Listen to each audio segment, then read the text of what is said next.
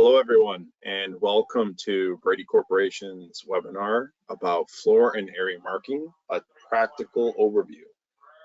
We are joined today by Brian Jaszewski, our Global Product Manager of Floor and Area Marking, who will be leading us through this presentation. If you have any questions, feel free to leave them in the question tab. We will answer all questions at the end, so please hold questions until that time. Thank you. Hello, everybody. Appreciate y'all joining us today. As Will did mention there, we are going to be doing a practical overview of floor and area marking. We are going to be covering a number of topics. And with that, Will, if you want to flip to the next slide, we'll top line kind of what our agenda is going to look like today. First, we are going to touch on some of the regulations, OSHA, ANSI, give you some of the best practices that are out there in the industry. Then we're going to talk a little bit about floor environments, what to look for in your floors, what to examine to make sure we're putting the correct solution in place and that you're getting optimum performance out of those solutions. Then we're going to talk a little bit about the typical types of floor and area marking solutions that we are currently seeing in the field. From there, we'll chat about some of the cost considerations, and then we'll do a deeper dive into those specific markings, paint, tape. One of the new ones, one of the very interesting things out in the field, projected solutions, signs and lines. And then we'll talk very briefly about some of the other solutions that you might find in place for your floors or areas. And finally, we'll touch on 5S, seeing some questions around that still, a little bit of a resurgence in interest. Talk about best practices for marking your floor and area, and then we will recap. So with that, Will, the next slide is again a little bit about me. My name is Brian Jaszewski. I am the Global Product Manager for Floor and Area Marking here at Brady. I've been with Brady a little over 2 years, specifically dealing with floor and area marking for almost 1.5 years now.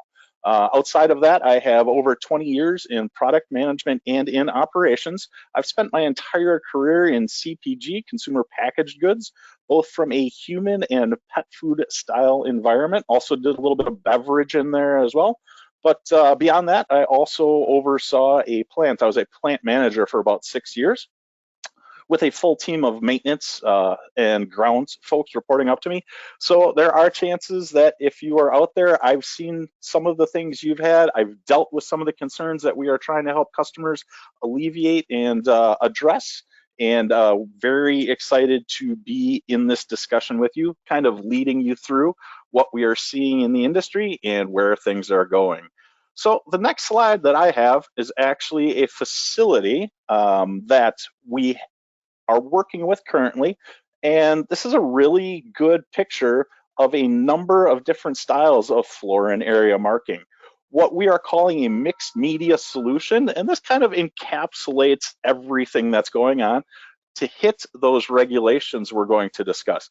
You can see a mixture of projected tapes, some different signages, things of that nature, but they're all down on the floor to help the facility convey concerns, areas, other things employees need to be aware of to guide themselves through the process, to make sure that process is efficient, to convey potential caution areas and messages that we just cannot have people addressing by themselves on a regular basis. And because of those concerns, OSHA and ANSI do have some standards in place for floor and area marking. And on the next slide, you can see a little bit of a recap about these OSHA and ANSI standards. So we're very fortunate. While there are some small differences between the OSHA and ANSI standards, there is a lot of overlap. So generally, if we're meeting the OSHA or ANSI standard, we're also in compliance with the other.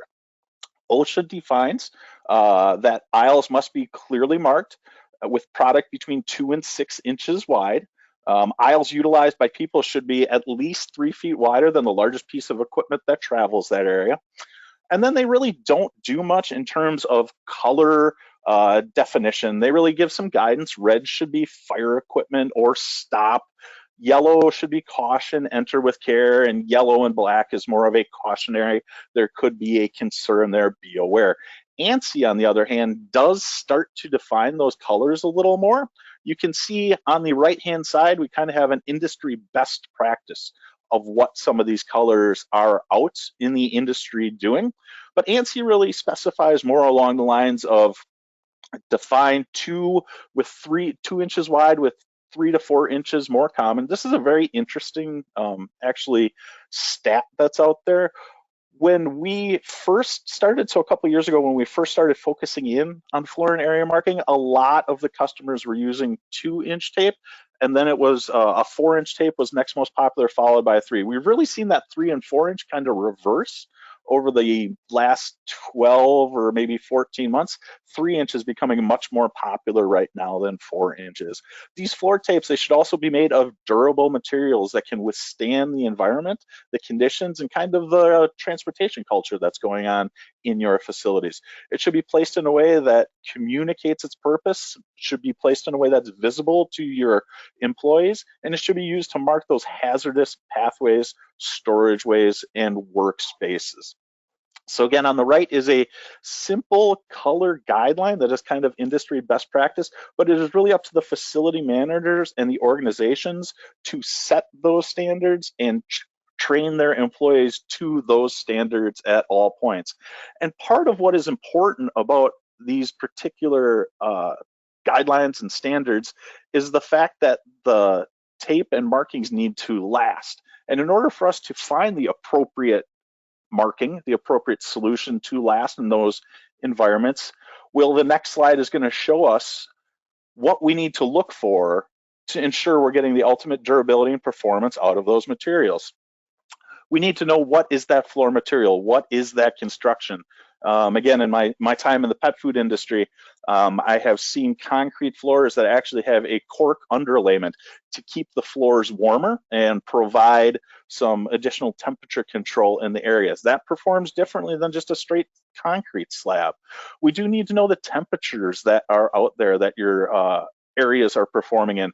There are different tapes available for ambient temperatures versus colder. Let's talk about food and bev. Let's talk about refrigerated and frozen temperatures. There are just different constructions within tapes specifically, and temperature tolerances on paint and projectors that we need to factor into those decisions to ensure we're putting down that appropriate material.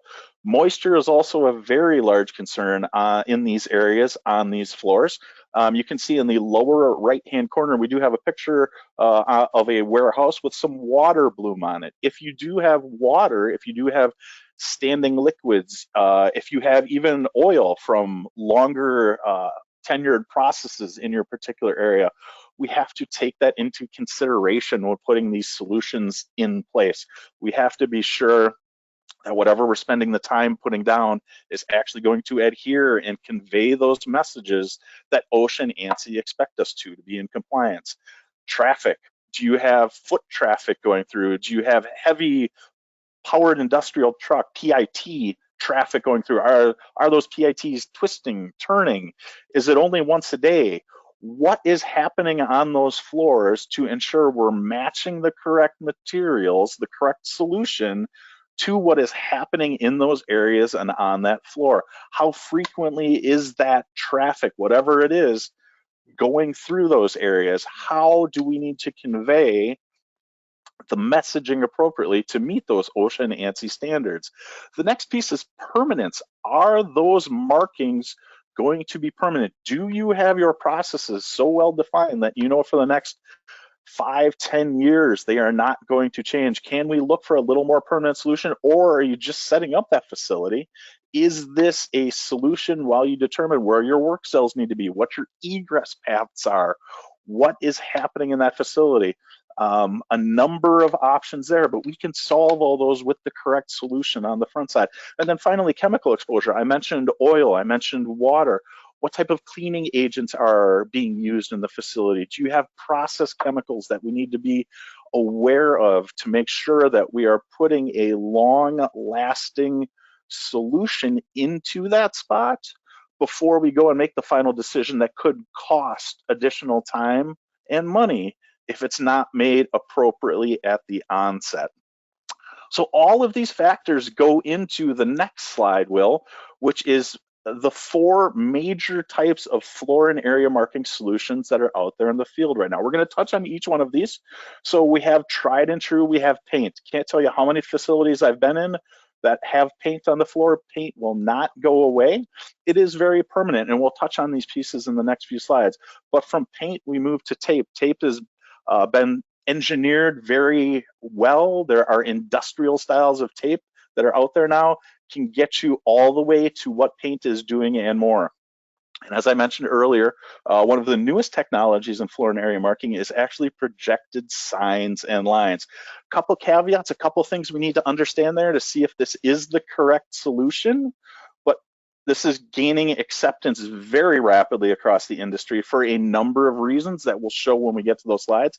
And then if we can't do paint, tape, or projected, maybe there's a situation where there's another solution needed, we do have other things. We do have barricades, and we have barrier tape, and we have cones and chains, and whatever you need, it's important to find a provider, a partner that will be able to sell you all of these, to get you all of these within a single ecosystem. It saves time, it saves energy, and you can go to that provider for additional solutions and additional education on what's out there in the field. So as we look at these, Will, the next slide, there really are a handful of pieces, literally 5, that we like to factor into cost considerations when we are looking at different floor and area marking. First and foremost, near and dear to my heart, coming from the facility manager background, I do like to look at facility downtime.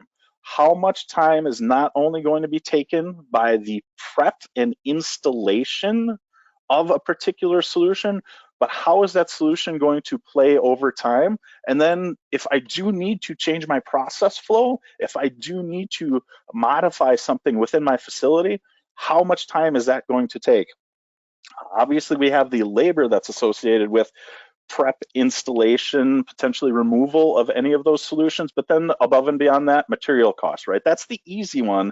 And unfortunately, this is the one that most folks only focus on. They're not looking at the other 4 pieces of this pizza to really factor into their overall cost. Then we have flexibility. As I mentioned earlier, is your process that set that you can put down and not worry about markings for the next 5 to 10 to 20 years? Or is it possible that your work cells, your process flow, your egress routes could change in the next 30, 90, 180 days? Have to factor that into all these other pieces. And then again, durability. These floor markings that we are putting down, they are to meet industry regulations, OSHA and ANSI standards. So how durable are these markings going to be? And part of that is definitely matching those to the particular environment, as well as to the traffic and conditions that we're seeing within our areas and warehouses. So with that, we'll launch actually into the first of the 4 solutions. We're talking about paint here. Everyone's aware of paint. It's probably one of the most prevalent, definitely an older school solution. And you can see up in the upper right-hand corner here, what I am going to do is on all of these solutions, give you that 5-piece matrix as to how this factors in compared to the other solutions. So when we're looking at paint, it is definitely a specialized industrial paint that's applied directly to the floor to create lines and markings. These are often epoxy based. They are super durable. They will last very long. As long as it's a well-prepped surface, we have that appropriate epoxy in there to help with the cure. It's a permanent solution. It can withstand a lot of harsh cleaning, a lot of traffic. You can customize it to a certain degree with different types of colors, different types of pigments. And it is, when it's applied appropriately with a template, it is a very crisp and it is a very nice looking product. Some of the downsides to paint, it does require a longer downtime. It requires significant facility preparation, application time. It requires additional time for preparation, for drying, curing. This can lead to operational concerns. You could have areas that are down for up to 72 hours to allow fumes to escape, to provide, you may have to take additional precautions for ventilation in those areas. It is very labor intensive. It does require more skilled labor and specialized equipment to put paint down than potentially some of the other solutions. And it is very, very difficult to change. I do know of a handful of facilities I've been in. I can think of one in the Great Lakes states in the central Midwest, where the facility has been around since the late 50s, and there is still paint down from the late 50s. So without taking that down, grinding into the concrete, without all of those additional precautions and labor, this is a very long-lasting solution that you need to commit to. It will meet all of the OSHA and ANSI standard requirements when it's put down appropriately and taken care of. Just doesn't offer as much potential flexibility, and it is heavy in labor. So Will, the next slide is just a little bit about the specifics. As I mentioned, typically made from materials like epoxy, resins, pigments, and solvents. That resin in there is really the foundation of the paint. It binds the pigment and the solvents together, allows you to put it down on the floor. Those solvents then, those are the components that are dissipating. Those are the ones that are evaporating and allowing that paint to cure and bond to the floor. Those pigments that I mentioned earlier, those can be varying in color. We can have a number of different pigments, not quite the flexibility that we're seeing in paint. Or with tape, excuse me, tape or matching Pantones, but there is a lot more flexibility in paint than, let's say, projected lines at this particular point. Some of the additives we can put into paint to ensure it's meeting all of those OSHA standards, we can put curing agents in that can help prepare a harder line, the epoxies. It can give us, we could put a grit in there to provide us with a non-slip texture, or we could put other additives in there that could help with UV resistance. We could put in chemical resistant components. We can do some other factors with paint that help us get that longevity, which is where paint really shines, right? It will be down there, whether you like it or not, after a long period of time, as long as it's treated well. So paint, good long-term solution, but not a lot of flexibility, high in labor, really high sometimes in downtime, depending on your curing agents and your solvents, but a great solution and will be out there for a long time. Next, we move on to tape. Tape is really an interesting environment. Tape in the distribution, warehousing, manufacturing space has really been catered to this industrial style of application, really designed for concrete floors, warehouse floors. We have a myriad of different environments that we will touch on as we get into some of the materials, some of the different adhesives. Tape really is kind of the go-to product for all of these different markings as we're exploring and continuing. You can see in the upper right-hand corner, again, downtime is very low. You can pretty much put tape down and it is ready to go for all intents and purposes. A slow pass with a forklift over it puts it down. We don't have that extensive downtime. Labor, materials, flexibility, durability, all medium, and some of that is by design. Again, some of the advantages of tape, excuse me, that durability. As long as it is designed for the environment and matched to the environment that we're trying to put it into, that durability will rival any other products out there. Again, as long as we understand exactly what it's going up against. It can be cost effective. The initial material might cost a little more, but the reduced labor, that reduced downtime, that increased flexibility tends to outweigh a lot of those other cost concerns. Within the variety, we can do a myriad of colors. We can do a myriad of shapes and preprints. I'll touch in a slide or two on different types of tapes that are available to help you in your area marking needs. Cleanliness, there's no drying, there's no curing, no fumes, nothing like that as we are putting product onto the floor.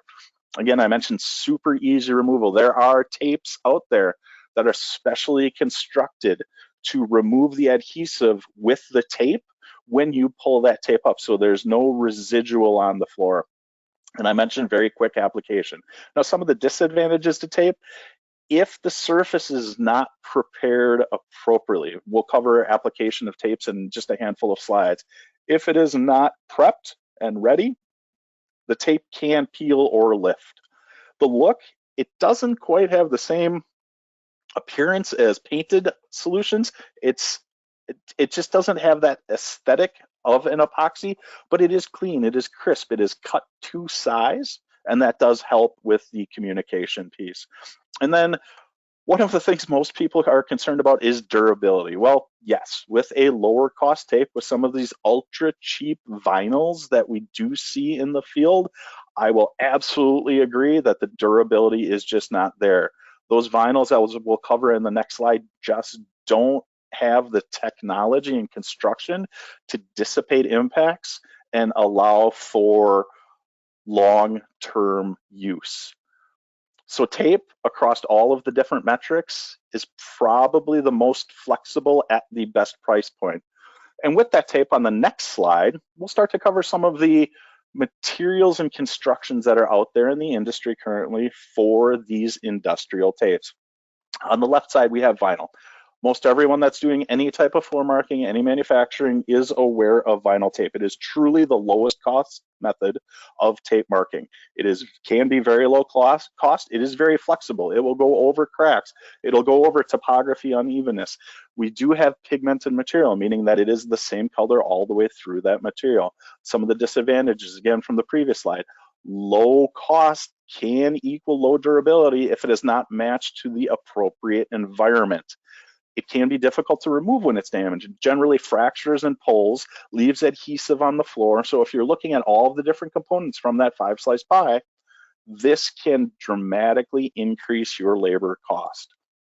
And we are seeing potential pending regulations coming out of Europe, coming out of the Pacific Northwest and over a little bit into the East Coast, surrounding vinyls and plasticizers. Plasticizers, the product that makes the vinyl soft, are starting to get a little bit of negative press, maybe have been for a bit of time, over human reproductive issues, leaching into wastewater. Above and beyond that, vinyls do have a little bit of plasticizer migration to the adhesive layer, which will cause a failure over time and can, in certain instances, when exposed to UV lights, actually cause delamination and failure before you see complete destruction of the material. Moving from vinyl to polyester, polyester possesses a higher durability than vinyl at competitive price points. The advantages, again, durability. Polyester has a different failure mode than vinyl does. Whereas vinyl stretches, pulls, and runs across the entire installation, leading to large pieces of removal, polyester really allows for punctures and starts to maintain those impacts and energies at the point. It focuses it down, and we don't get this wrinkling. We don't get pulling, stretching. Polyester is just inherently a slightly more rigid material. There are construction options available, so we can do things within the polyester realm, like varying top coats, varying middle thicknesses and adhesives. That allows us to get a higher durability out of these materials. And as I mentioned earlier, polyester is less prone to deformation. It doesn't have those pulls and runs and wrinkles like we would see in some of the vinyl solutions. As I mentioned, disadvantages, it is slightly more expensive than vinyl, and it is generally slightly less conformable than vinyl. It's not going to go over the topography. It's not going to go over the cracks and fractures in your floor like a vinyl would. That is one of the positives to some of the vinyls, is a little bit more flexibility of the material. Then we move on to PVC extruded. This is the originator of heavy impact tolerance in tapes. This is a 50 mil style product. Its advantages, it is very simple, but it is a durable product. It has that stepped profile where we can take the energy from the edges and bring it up over the top, so there's perhaps a glide of equipment over materials over it. And again, just like the vinyl, this is a pigmented material. That color is inherent all the way through that material, but it does have some disadvantages as well. Because it is a vinyl, it is an inherently soft material. So that inherently soft material requires thickness to absorb the energy and dissipate, again, that energy out through the entire installation. This thickness yields a higher cross-section of product, and that higher cross-section of product does present a higher cross-section for picks with pallets, with powered trucks. Anything that's traversing over those PVC materials those extruded ones, it does have a larger chance of picking and moving and causing that line to fail. And then what you will see in the PVC extruded product, you will see the inability of the manufacturing process to match the adhesive to the edge of the product. So there will always be a tiny little section on the edges of that PVC extruded product that does not have the adhesive. That is inherently a failure point for picks, for liquids, for any type of contaminants to get under that material and cause a failure. And then moving up to the final material that we're seeing regularly, we have a PETG. This is very similar to the product that you might see in a soda bottle or a water bottle you have at your desk or you had over lunch. This is the most durable type of tape available, and it is in patented constructions only. The advantages of this, we are now able to get edge-to-edge adhesive on that product. There is not that inherent failure on the edge of these tapes. It is extremely resistant to deformation, and it focuses the energy of impact directly where the impact goes. This particular product is very crystalline in structure, so any of that energy from an impact will focus directly down onto the floor, and it will not cause failure across large parts of that installation. It is such a hard material that it protects the color actually in the construction. So while the top level of this PETG material may fail, the color, which is what we are looking for due to our OSHA and ANSI standards, that color is going to stay down on the floor. And the tape is that lower level of construction of the tape will maintain its purpose. It will mark out those areas, giving you time to audit it, find out where the areas of damage are, cut it out, and fix it. And that is how we can achieve durability at thin profiles. That energy focus, that crystalline structure, this harder material that focuses energy straight down, that allows this tape to last longer than other products in the field. Disadvantage here is primarily cost. This is definitely a little more of a costly solution. But again, when we're using this in mixed media, this is where we start to see not an entire facility needs a high impact, heavy traffic, super protected style of tape. There are areas within each facility where all of these products have their place. Now, there are some places that paint and tape just don't stick, and that leads us on to our next slide, Will. Oh, I'm sorry, I apologize. We're going to talk about adhesives here. There are two primary adhesives within the tapes. We do have a rubber adhesive and an acrylic adhesive. Rubber adhesives are generally functional temperatures that are in more controlled environments. They have a higher initial tack and better adhesion to low energy surfaces. The rubber adhesives are more elastic. When they take those impacts, when something goes over them, they have a little bit of give in those adhesives. Disadvantages, they are generally more constrained in environmental operations, and they do have a lower chemical resistance. Then we have acrylics. These can be synthesized to deal with more extreme and variable temperatures. The temperature tolerance on acrylics is generally much lower to generally much higher, but they have tighter functional bands. Acrylics have chemical resistance, they have better UV resistance, and they adhere to high energy. Disadvantages, again, as I mentioned, rubbers are softer, acrylics are harder. These present a more of a non-moving band, adhesive bond, so they don't take those energy impacts quite as well as rubber. They do have much more complicated formulations.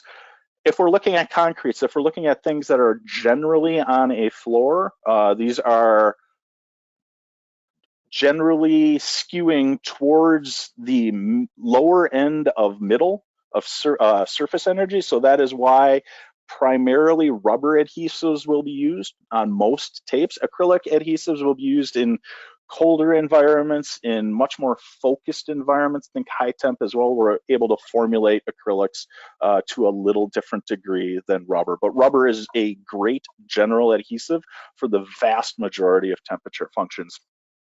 And when I'm talking about vast majority of temperature functions, Will, the next slide is actually a different varieties of floor marking tape that are out there. We serve so many needs with these floor marking tapes, we have general purpose tapes. These are for basic demarcation. We have various color codes. Last time I checked, I think there's over 18 different colors that we stock ourselves.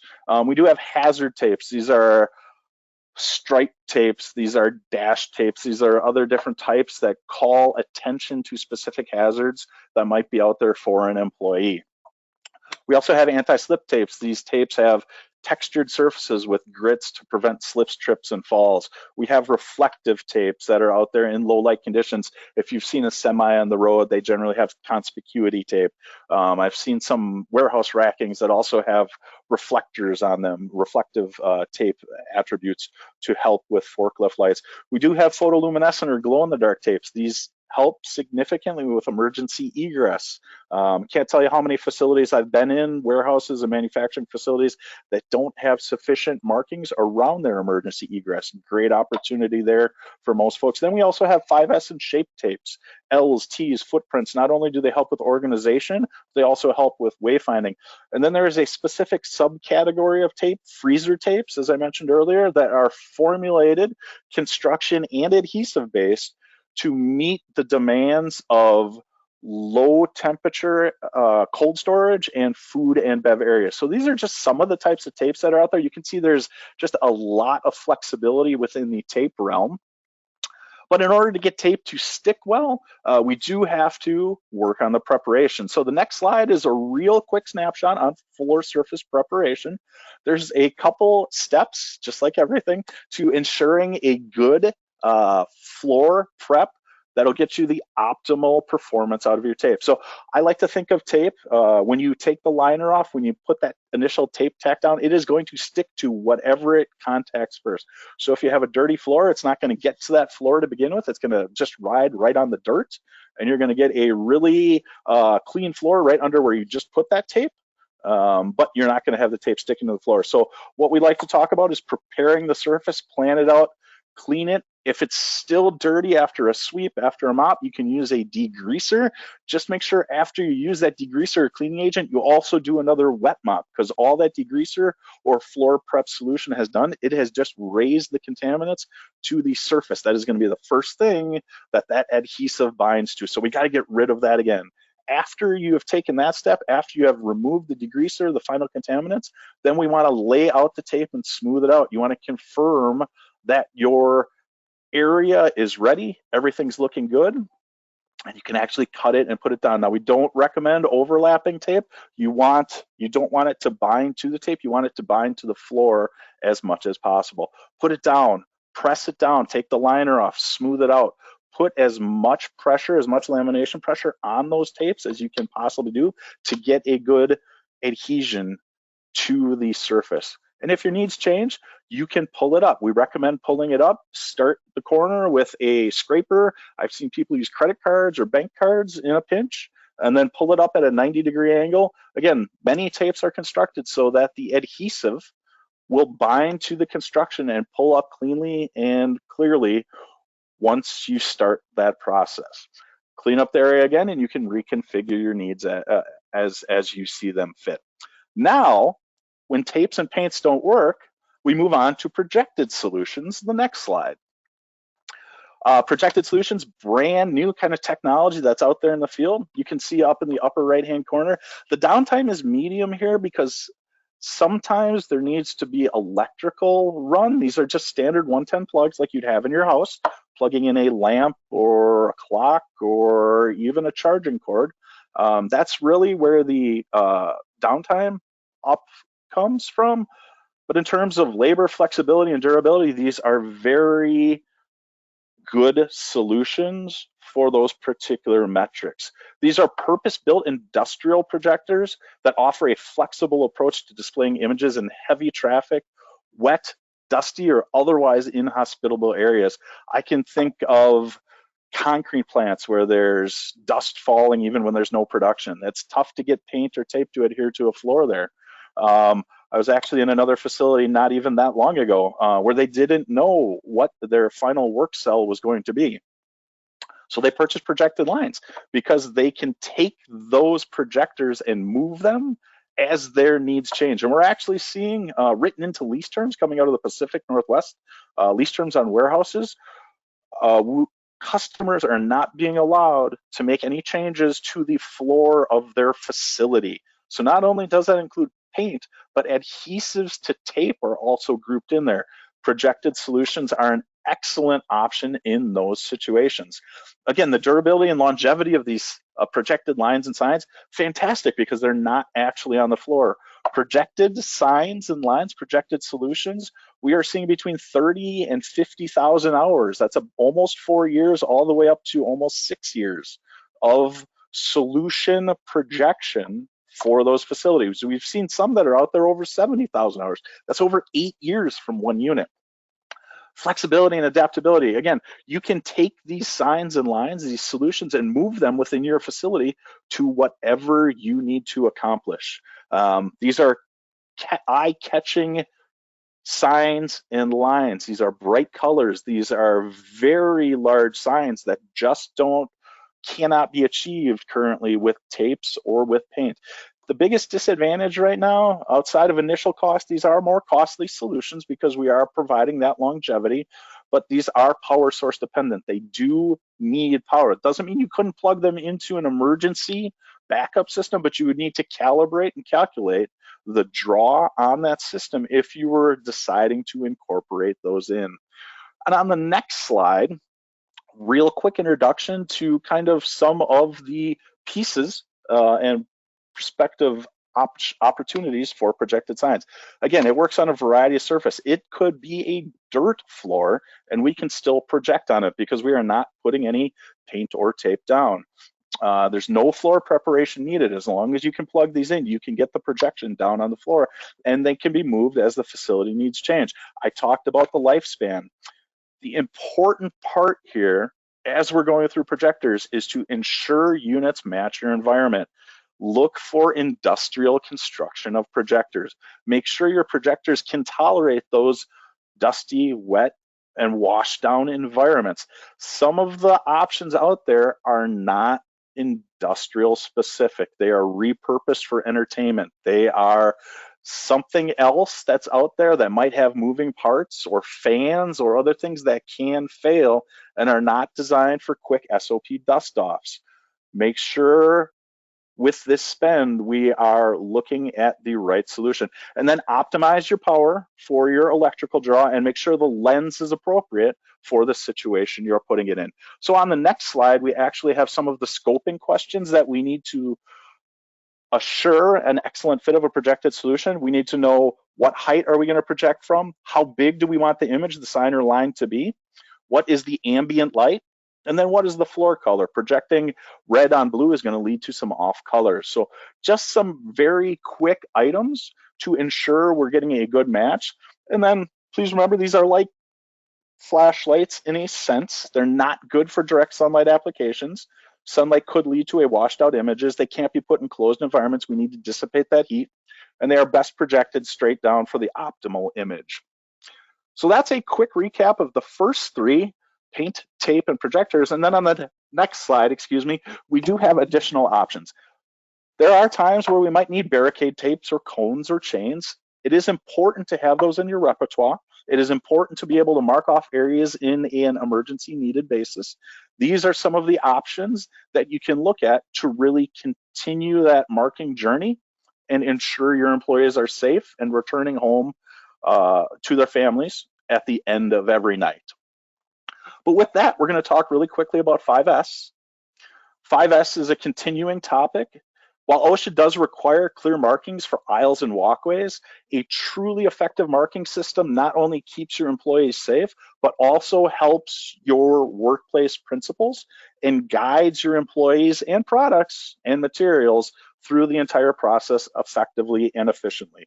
So as we are marking, it is important to remember these attributes of the 5S program and put them in place wherever we can to help support the floor and area marking process. And then on the next slide, we just have some very quick best practices for marking your floors. First, plan, get out, understand your floors. A blueprint of your site helps. Understand all the lines, symbols, zones. From understanding that, then we can move into the choose phase. what is right. Is it tape, paint, projected, or is it a other? I really highly encourage everyone to consider mixed media solutions. Projectors are out there for where paint and tape don't work. Different types of tape can fit into different types of environments. We don't need to go all the same tape across the environment. Whatever works to get you your ultimate goal is where we need to focus. For tape and paint, prepare the floor, clean it, degrease it, dry it, remove any old markings or adhesives, apply it, allow adequate curing time for paint. Then the next important part is to be sure to educate your employees so they all understand the meaning. The best culture is the one that the employees help create. That's why it's important to ensure everyone's aware and educated on why this is happening and what it is doing to ensure their safe and efficient production throughout the entire facility every day. And then, of course, go out and audit. Periodically inspect your markings for wear and tear. Look for fading and promptly repair or replace as needed. So on the next slide, just a quick recap. Understand your environments, understand your requirements, look for temperature, look for traffic, chemicals, moisture, and performance. That will help guide us to our ultimate solution. Understand the positives and negatives, all of the cost implications for paint, tape, projectors, or any other solutions you may need in your facility. Understand those true costs from the pie, from the 5-section pie, and then plan, implement, educate. Be sure you educate your production team, your partners, and then it's important to sustain. Nothing is worse out there than starting on a project and not carrying it through, because it sends a different message than ensuring we have compliance at all points. So the next slide is simply looking at a full solution from all of the different attributes. There are times and places for each of these solutions, from paint up to projected lines, and then from lines all the way over to area markings. Find a partner, find a supplier that can provide you with all of these different options, and you will have the ultimate path to success in achieving your goals for area markings and floor markings, and keeping your employees safe and ensuring they return home to their families at the end of every night. Because that's what this whole process is about. That's what all of these regulations are about, is making sure we have a safe, healthy workforce and we can send everyone home safe at the end of every night.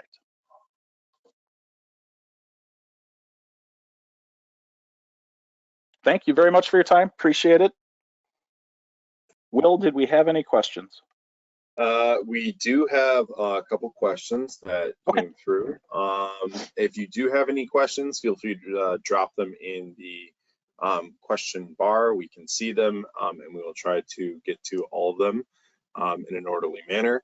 The first one, Brian, is when is it time to relabel? When is it time to? It is time to relabel when your audits are showing that there's significant damage to the facility, or it is time to relabel when your work needs change. So if you have a work cell marked out, and this is one I just dealt with actually this morning, a customer had a work cell and their process changed. So we actually went from 5S in that particular area. We were using some L's and T's, some pre-cut shapes. And we talked to them, and actually that particular area became a wayfinding area. So we're now moving employees through there with just solid tapes now. So really, the time to relabel depends on your facility, what's happening in your process, and kind of the performance of those materials. All right, we have, you mentioned OSHA and ANSI standards. What are they? This will actually, this recording will be shared out, but we did cover those a little earlier. So Andrew, I believe you're the one that had asked this. We will be able to share out this recording afterwards if you'd like to review that then. Otherwise, feel free to reach out to Brian via his email on the screen here if you'd like to pick his brain for more questions there. Another one was, one second here. How does temperature and humidity impact the application and durability of these products? Yep, excellent question. So I did kind of cover that a little bit in the construction piece, looking for water, and a little bit in the preparation piece. Humidity affects tapes and paints significantly more than it will projected. Obviously, if you have a high humidity or you have standing water or things of that nature, it's going to be a lot tougher to get tape or paint to adhere to whatever that substrate is. Even if you dry it out, it could be the fact that there could be embedded moisture, oils, things like that. So in those particular situations where we would probably do like a 2 foot by 2 foot plastic sheet, tape it down with some tape around the edges. Over 24 hours, see if any humidity kind of percolates. If you get any moisture on the inside of that particular sheet of plastic, we can make some adjustments there. But it sounds like in this particular situation, humidity, water, oil, we're going to be using a projector. Going to the cold temperatures, when we're getting down into, let's say, food and bev, freezers, things of that nature, what we're going to do is we are going to lean more to a polyester style material with some acrylic adhesives. That is going to allow us the temperature tolerances to get down into those freezer applications. But on top of that, we're also going to look at complementing it with projected solutions. The projected solutions we are seeing right now are operating down to about minus 22 Fahrenheit. And above and beyond that, these are metal construction of those projected solutions. So that gives us even better temperature tolerances of the purpose-built industrial units versus some of those other ones I mentioned, the plastic ones, the ones with fans and moving parts that could ice up, right? So we need to really look in those tougher environments for specifically industrial style and created projectors to complement, because these areas I'm assuming are not over the whole facility, otherwise we'd have way different problems. But leaning into the industrial specific projectors with the complements of the appropriate tapes and potentially paints in those environments to service that whole facility. And again, that's the whole mixed media solution that we're starting to see so many people working towards to ensure compliance. Brian, we had a question come through saying that they started only a couple weeks ago. How would you recommend I go about making recommendations to my managers about possible changes or touch-ups? In terms of changes, what I would recommend is looking at your process flow, truly understanding what's going on, and not just planning for now, but planning for the future. That's one of the things I see a lot as I travel is everyone is in the very here and now. I can think of like 2 facilities in my tenure here that actually had plans looking out beyond about 12 to, not even 6 to 12 months probably. So understand that, and then understand touch-ups with some of the paints. It's a little tougher because pigmenting can vary from time to time. And then again, you have to shut down various areas of the facility to get that done. Tape's a little easier. If you have some damage in the tape, what you can do is cut out the appropriate section and replace just that section. It's not quite as elegant as if you're doing a whole run of tape, but that's why we're seeing a lot of folks starting to move towards projected solutions, because if you're seeing damage and you're seeing changes already and you just started, we should go back to that planning stage, and perhaps there's enough change afoot that we need to look at temporary and movable solutions until these needs kind of ice down a little bit, and then we can look at something with maybe a little more permanence. But it sounds like that particular facility is in a little bit of flux and movement, so we want to be mindful of that while still being cost aware at the same time. Understanding, of course, that a single injury can blow all of that out of the water. So we want to be sure to mark as much as possible, as effectively as possible. You have another question that kind of goes back to the one you answered just before this one, in regards to the differences between projected solutions, your paint, the tapes. Is there one that are cheaper than others, or is there reasoning behind why one would be more expensive but more impactful than others? Yeah, absolutely. So again, you could probably go out right now and get a roll of vinyl tape from a myriad of suppliers for in the $10 to $15 range. Depending where you put that tape is depending how long it's going to last. I have seen decent vinyl tape that has lasted 10 years because no one ever touched it after they put it down. But if you take that same vinyl tape and you put that into a high traffic area, let's say a crosswalk with PIT traffic going over it, I've seen it not last a day. I've actually seen tapes come up after like a couple minutes because of floor conditions or traffic. That's where you want to start examining projected solutions, in my opinion, because the payback, as you look at those slides, again, up in the upper right-hand corner, I kind of put that little matrix with the 5 components up there. That payback compared to a potential injury, that's where the most impact is going to be. And again, when we're looking at projected signs specifically, I have seen signs thrown that are 12 feet or bigger. That's a big sign. We can do crosswalks, right? That you have continual traffic both ways across crosswalks, right? You have pedestrians, you have PITs. It's not going to wear out because it's actually being projected from on high, so it's an image on the floor. These are the type of things that don't wear out. And there's enough technology in the projected solution coupled with that industrial engineered and developed projected solution. We can have motion sensors. We can start to do some really interesting things to pull together that whole facility, that whole solution, and ensure folks know safety is a priority in that facility.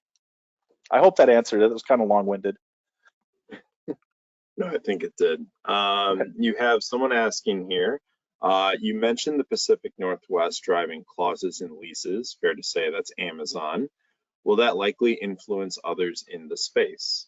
Yes, 100%. What we see in some of those larger environments, some of those larger customers, definitely penetrates down not only as EH&S managers move around, but as sales folks move around, and definitely see a lot of west to east movement kind of in these safety solutions in general, right? Not just on this particular one, but continuing to move forward. And they do come up with a lot of good ideas, let's be honest. And it's really interesting to kind of watch those percolate across our country and then even outside the country. Because again, everybody across the globe is just trying to keep people safe at the end of the day. And as an old plant manager, man, doing paperwork is not fun. And having to report injuries and all the unfortunateness that goes with that is just not ideal. So the better we can convey the messages, the less we have to do those non-value add chores. There is a question about the specific price differences with projected signs and lines. Why would one projector I find online be cheaper than some of the others that are out there or that we offer? Yep, great question. A lot of it has to do with that construction. Again, I mentioned it earlier.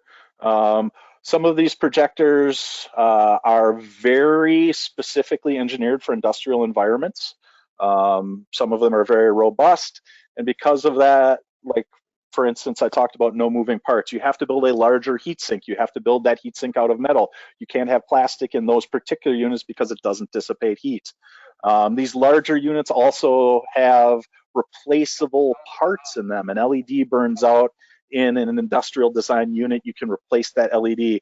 Some of these other units that are smaller, maybe not as robust, moving parts, if you have a fan that burns out, the entire innards of that projector, those are going to fry because they're going to get overheated. So all of a sudden you spent, $1,000, $1,100, and that unit's out because the guts are just fried. You cannot use it. Whereas some of these that are specifically designed for industrial environments, there's an understanding that parts are going to go out due to use, and we are engineering for those on the front side, so we know they're plug and play in the field. Beyond that, the different power wattages. Again, there are a number of different options in terms of power wattages, lenses. The more flexibility that you see from a supplier in those particular units, look for power wattages, look for different lens focal lengths.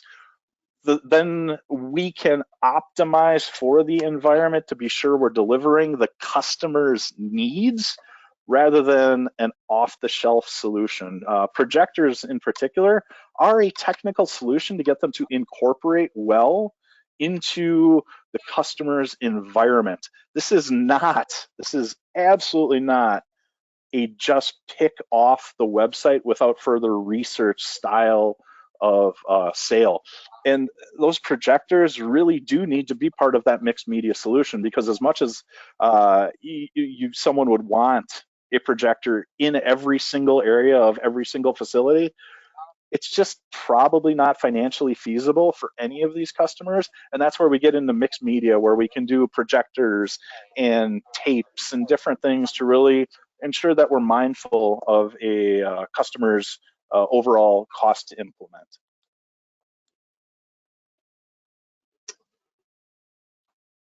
And let's see, we had a couple questions around the makeup of our projected signs and lines. So Ike, you had asked the question of how are the projected solutions positioned to avoid it being covered by traffic.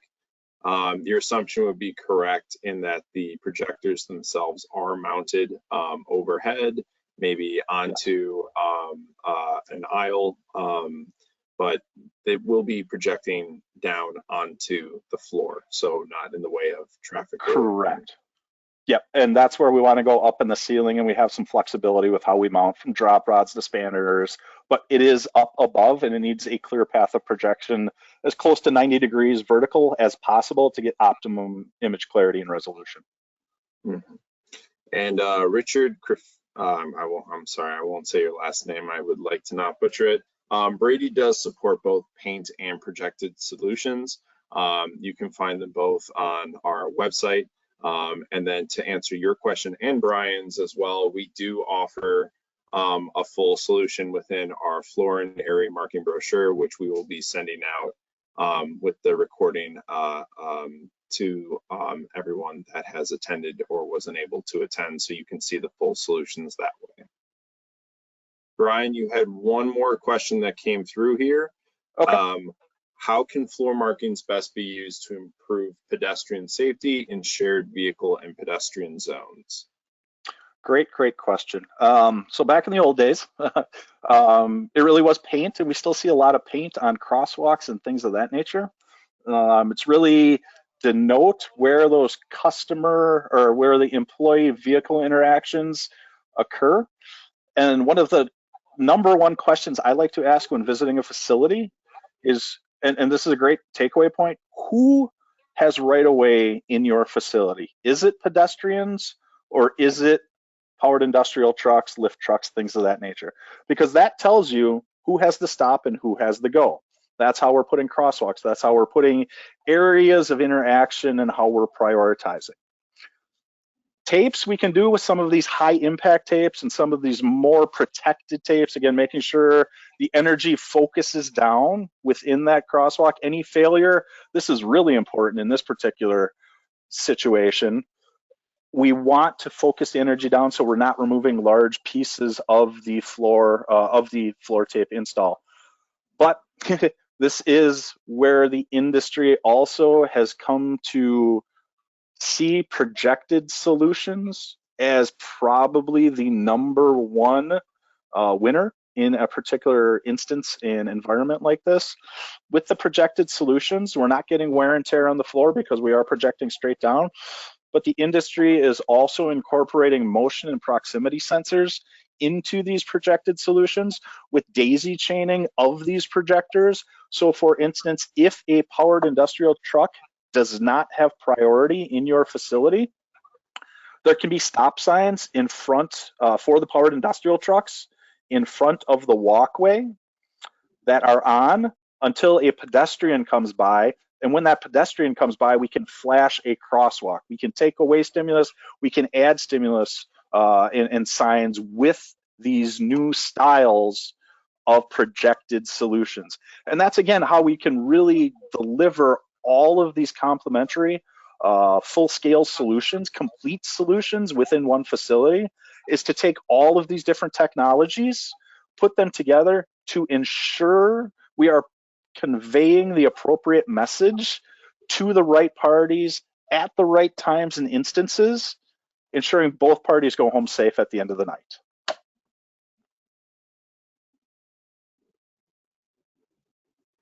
All right. If there are no more questions, that does conclude our webinar at this time. Thank you all for attending. And again, we will be following up with the recording of this. So you will be able to review this whenever you'd like. You can find it on our Brady North America YouTube channel. And we'll also be following up with a link to our floor and area marking brochure where you can see all of our floor and area marking solutions. Thank you again and have a wonderful day. Thanks, everybody. Appreciate it.